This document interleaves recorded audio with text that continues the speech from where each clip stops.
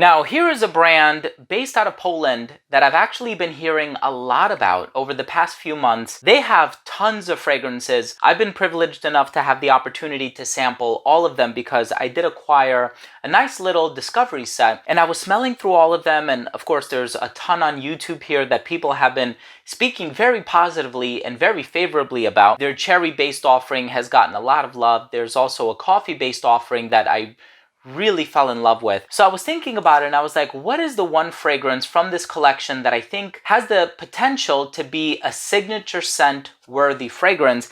And there was just something about Eternal Lily Amber. In any case, I'm excited to give you my thoughts on this 2022 release, so make sure to stay tuned.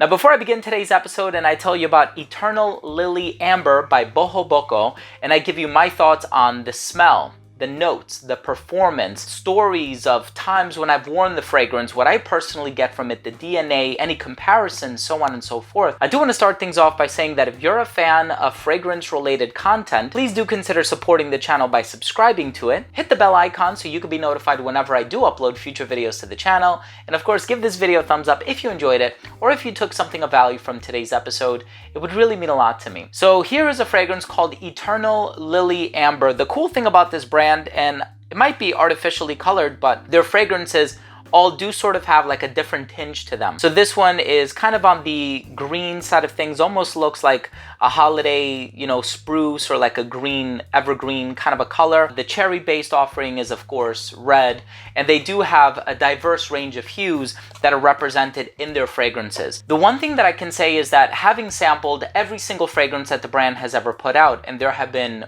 way more than a dozen, this is by far one of the most unique houses that I have tried in the past 5 or 6 years. And I'm not saying that lightly. Every single fragrance of theirs is totally unique, totally original. Even when I'm sitting there and really forcing myself to make a comparison out of the thousands of fragrances that I own and have tried, with every single release, it's so hard to compare it to anything else because it really does do its own thing.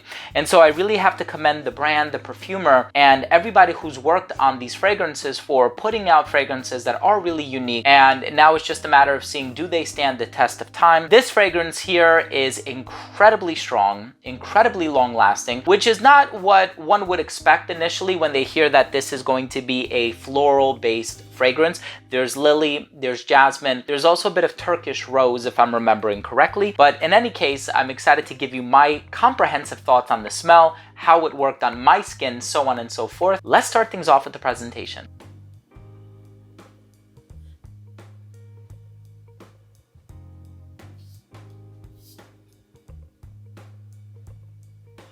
Now, as soon as you spray this fragrance on, the first thing that you'll notice, possibly, is that there's a bit of like a fruity aroma to it. So it's a little fruity, it's a little sweet, but not overly sweet. Even with the amber and the vanilla that's in the base, it's still not a sweet fragrance, which kind of surprised me because I thought on account of that amber and vanilla, there was going to be a sweeter personality to it. But all things considered, it's actually not that sweet. Their coffee-based offering is a bit sweeter. Their cherry-based offering is certainly a lot sweeter. And they do have another fragrance with a very prominent vanilla note that's arguably their sweetest fragrance in the entire catalog. So this really, when it comes to the sweetness, it pales in comparison. But in the opening, you do have this combination of mandarin orange and apple. And as soon as I smelled the apple, I was like, okay, I think I have a pretty good idea of what we're working with here. And it actually reminded me, just in the opening, and it was like a very fleeting comparison. Once I started wearing it, I noticed that it really does do its own thing. But in the opening, it kind of reminded me a bit, I would say perhaps, of Green Pearl by Thamin London. It also reminded me a little bit of Solstice by Fragrance de Bois.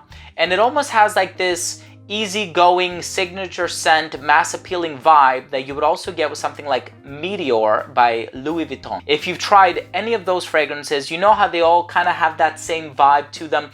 Blue Gin by Misancir is another one that kind of has a similar vibe, with the exception of Blue Gin being a bit on the spicier side of things. Here you have that sort of a DNA, if you will, but on the more floral side of things. So in terms of that floral bouquet that's in the heart, you do have the Turkish rose, the jasmine, and of course the lily, which is also in the name of the fragrance. And of all of the floral ingredients, I would say the lily is probably the most present. And I say that because it does give off like a clean floral vibe as opposed to like an indolic floral vibe, and the jasmine could have contributed to that. An indole is found in a few different flowers, not just jasmine, but the lily comes across rather clean in this fragrance. Now, in the dry down, you have patchouli, vanilla, and amber. And like I said before, it's not a very sweet amber. So I would say there's probably a bit more benzoin in here. There's probably, maybe even because it is a bit green, I would have also imagined that there might be a bit of galbanum in here as well. None of those individual resins are listed in the note breakdown from what I saw, but I do see amber. So just be noted as a consumer that there isn't going to be a sweet amber in here.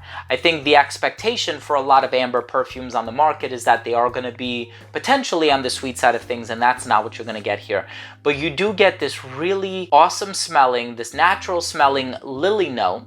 So if you're a fan of these clean white floral ingredients with a bit of an earthy backbone on account of the patchouli, and also this bright, vibrant, and very easygoing and mass appealing apple note in the opening, I think you might really end up enjoying this one. So it became one of these fragrances where I started wearing it around the house, and I suppose I've been wearing a lot of fragrances with a similar DNA to them. I've also been wearing a lot of Erofa by Creed, and my wife made a comment the other day. She goes, "Oh, are you wearing that fragrance again?" And I thought to myself, wait, this is the first time that I wore this fragrance around her. So I said, no, as a matter of fact, I'm wearing something new. She goes, oh, it reminds me of what you've been wearing these past few days.